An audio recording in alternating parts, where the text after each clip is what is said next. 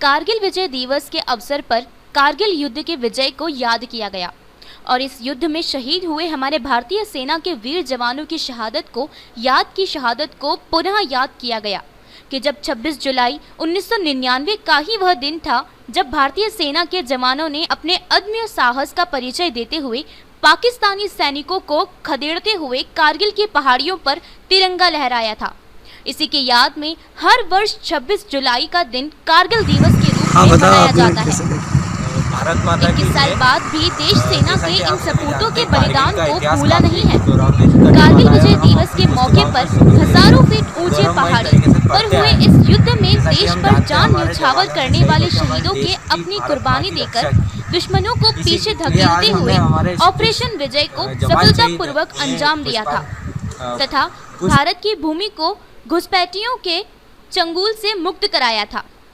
कारगिल युद्ध के दौरान भी बिहार रेजिमेंट सुर्खियों में रहा था। कारगिल युद्ध में सबसे पहले शहीद होने वालों में शामिल मेजर मरियप्पन सर्वानंद बिहार रेजिमेंट से ही आते हैं। इन्हें बटालिक का हीरो भी कहा जाता है। जब सेना को बटालिक में दुश्मन की हरकत की जानकारी मिली तो मेजर मरियप्पन को आगे जानकारी के लिए भेजा गया। उन्होंने अकेले ही 2 बंकरों को नष्ट कर दिया। इस दौरान उनके पास कोई बैकअप भी नहीं था, लेकिन फिर भी मेजर मरियप्पन पीछे नहीं हटे और 29 मई 1999 को शहीद हो गए थे। कारगिल की घमासान लड़ाई की वजह से उनका शव 3 जुलाई को बर्फ में ढका मिला। इस वीर दिवस के मौके पर इंडियन रिलीफ फाउंडेशन और NSUI छात्र संगठन ने साथ मिलकर बनाया और मेरे देश का मैं भी सिपाही का संदेश दिया। भारत माता की जय।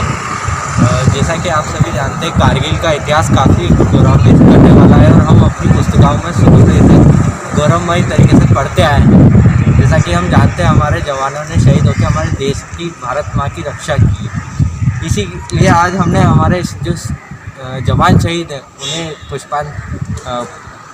पुष्प अर्पित कर भावपूर्ण श्रद्धांजलि दी।